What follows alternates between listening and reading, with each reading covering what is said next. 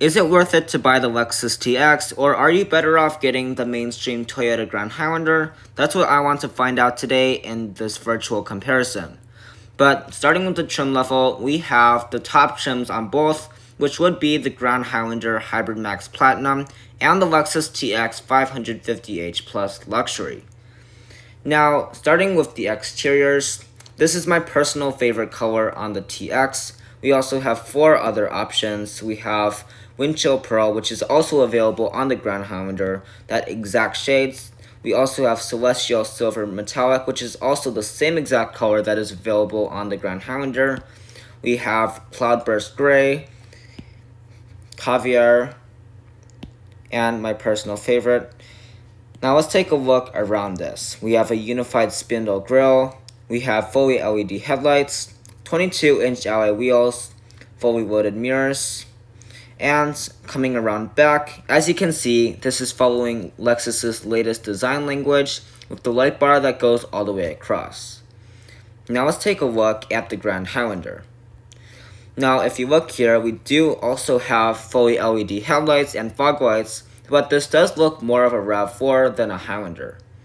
We will have 20-inch alloy wheels, some more plastics, and this looks nothing like any other Toyota I have seen. Now moving on to the interior, we have a couple different options for colors, 3 on both. This is my personal favorite on the Grand Highlander, this portobello leather and ultra suede. We also have gray and black. And moving on to the TX, if we go into the interior, we have black, a cool brown color, and my personal favorites, a birch semi-aniline leather. Now, only the Lexus TX will have semi-aniline leather and suede, while the Grand Highlander, you're stuck with normal rear leather, which is not bad, but the Lexus is probably going to be a lot more comfortable.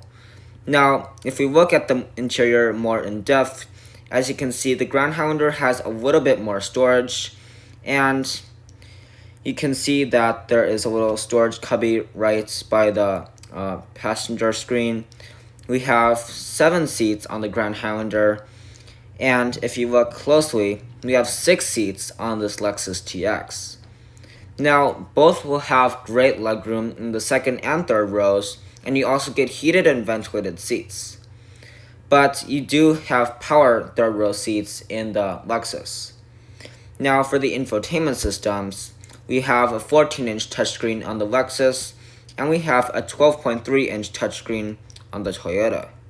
Now both are running the latest systems that they have made, and we also have 360-degree backup cameras. Now, versatility is way better in the Grand Highlander up front, but in the back, the Lexus provides removable cup holders and a removable center tray. Now let's take a look at this Lexus TX at night, because this certainly looks amazing. Now this Nightfall mica is really doing it for me, and let's take a look at the back. And yes, that looks great. Now when you open the door, it will project a Lexus logo on the ground, like you would expect if you get the option, but the Grand Highlander doesn't offer that. Now on the Grand Highlander, you cannot see it in the dark on their website, but let's go over the powertrains right now. On the Grand Highlander, you get a choice. You get normal hybrid, normal gas, 4-cylinder turbo, and a hybrid max, which is like a performance hybrid, 362 horsepower. And on the TX, if you get the 550h Plus Luxury, that means you're stuck with a plug-in hybrid model, which is 404 horsepower, which is not bad, but you also get a CVT transmission, which, I really don't like those. Now, if you don't want the plug-in hybrid, you also get a normal hybrid, a normal gas, and a faster gas model, and those will be a little bit less expensive and not as luxurious. But I think the plug-in hybrid is completely fine for me, and I think that is great because you can rely solely on electric miles if you don't want to use the gas motor. Now, the Grand Highlander does not offer a plug-in hybrid, so if you really want a plug-in hybrid, I think you should go for the TX. Well, that is going to wrap up this virtual comparison between the Lexus TX and Toyota Grand Highlander. Which one would you choose? Please comment your thoughts down below. I think I would go for the TX since it is the luxurious version, and I think the plug-in hybrid aspect is really cool. Thank you so much for watching, and I'll see you in the next video.